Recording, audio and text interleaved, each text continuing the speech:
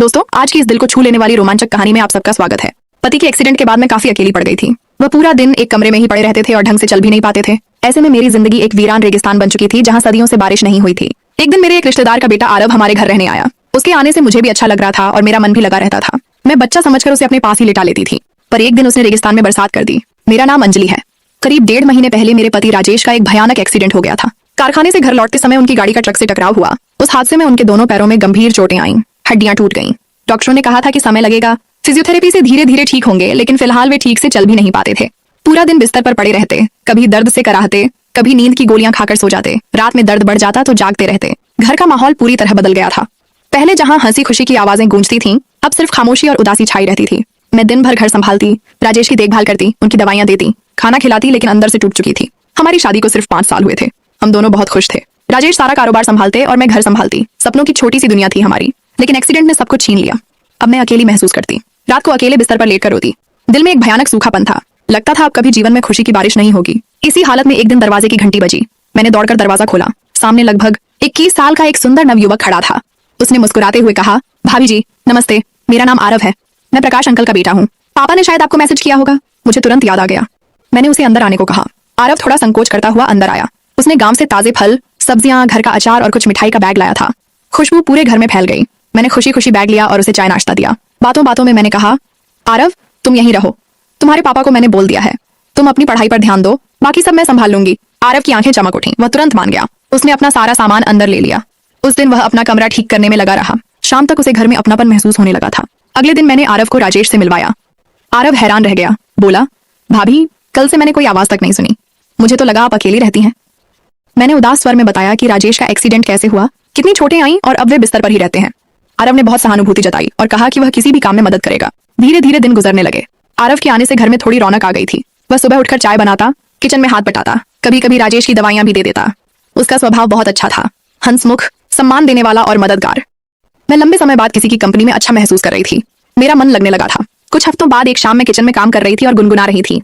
आरव आया और बोला, भाभी आज मैं आपका सारा काम कर दूंगा, आप आराम कीजिए। मैं हंसी। आरव तुम अभी बच्चे हो, पढ़ाई करो। उसने मुस्कुराते हुए कहा, भाभी मैं 21 साल का हूँ, अब बच्चा नहीं रहा। उसकी बात पर मैं चुप हो गई। उसकी आंखों में कुछ अलग सी चमक थी। आरव अब मेरे करीब आने लगा था। कभी मजाक में हाथ लगाता, कभी बाल सहलाता। मुझे अच्छा लगता था। मैं उसे बच्चा समझकर अपने पास लिटा लेती, बातें करती। लेकिन धीरे धीरे वो पल बदलने लगे। एक दिन राजेश सो रहे थे। आरव ने मुझे गले लगा लिया।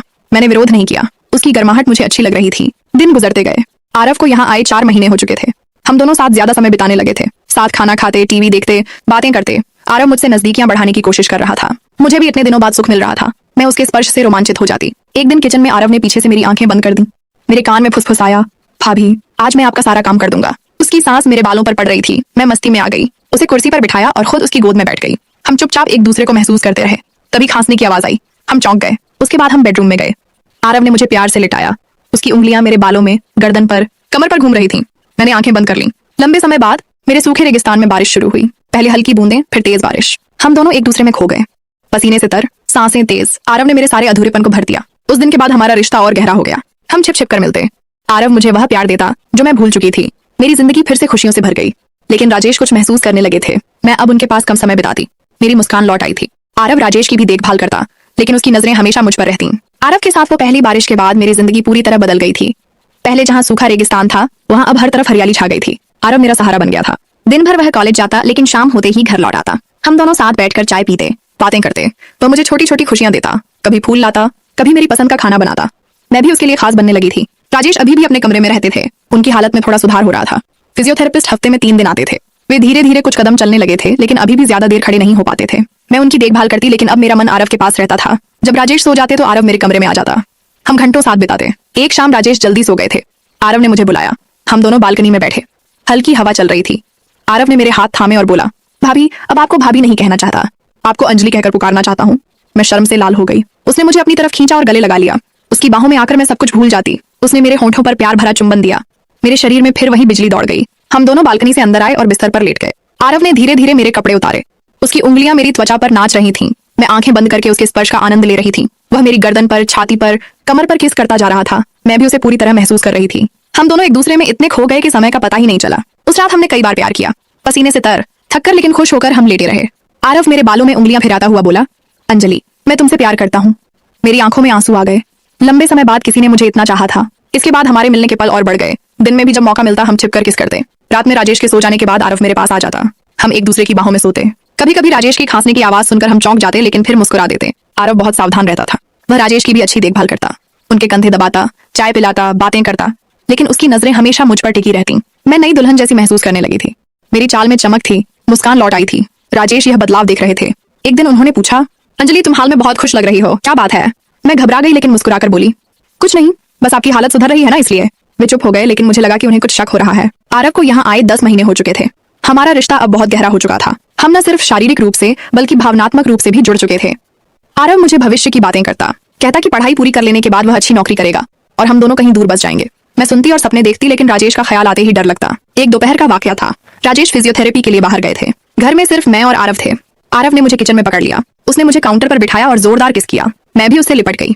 हम दोनों वहां ही प्यार करने लगे। गर्मी बढ़ती जा रही थी। आरव की सांसें तेज हो रही थीं। मैं चीखना चाहती थी लेकिन खुद को रोक रही थी। उस पल में पूरा दुनिया भूल गई थी। लेकिन अचानक बाहर से आवाज आई। राजेश जल्दी लौट आए थे। हम दोनों घबरा गए। आरव जल्दी से अलग हुआ और किचन से बाहर चला गया। मैंने कपड़े ठीक किए और राजेश के स्वागत में गई। राजेश ने पूछा, क्या हो रहा था? मैंने कहा, कुछ नहीं। आरव मदद कर रहा था, लेकिन उनके चेहरे पर शक साफ नजर आ रहा था। उस दिन के बाद राजेश ज्यादा ध्यान देने लगे। वे अक्सर हमें देखते। आरव अब सावधानी से मिलता था, लेकिन प्यार का जोश कम नहीं हुआ था। हम रात को चुपके से मिलते। आरव मुझे गले लगाकर कहता, अंजलि मैं तुम्हें कभी नहीं छोड़ूंगा। मैं भी उससे चिपक जाती। धीरे धीरे हमारा रिश्ता और गहरा होता जा रहा था। मैं राजेश के साथ कम समय बिताती। उनकी देखभाल अब आरव ज्यादा करता, लेकिन अंदर ही अंदर तनाव बढ़ता जा रहा था।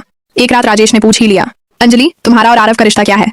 मैं सकते में आ गई। दोस्तों, पार्ट 1 में आपने देखा कि अंजलि और आरव का प्यार कितना गहरा हो गया था, लेकिन राजेश को शक होने लगा था। अब पार्ट 2 में क्या होगा? राजेश को पूरा सच पता चलेगा? अंजलि क्या फैसला लेगी? आरव के साथ नई जिंदगी या फिर पुराने रिश्ते की जिम्मेदारी? अगर ये पार्ट दिल को छू गया तो वीडियो को लाइक करें, चैनल को सब्सक्राइब करें और बेल आइकन दबाएं। और पार्ट 2 देखने के लिए कमेंट्स में पार्ट 2 लिख दें। धन्यवाद।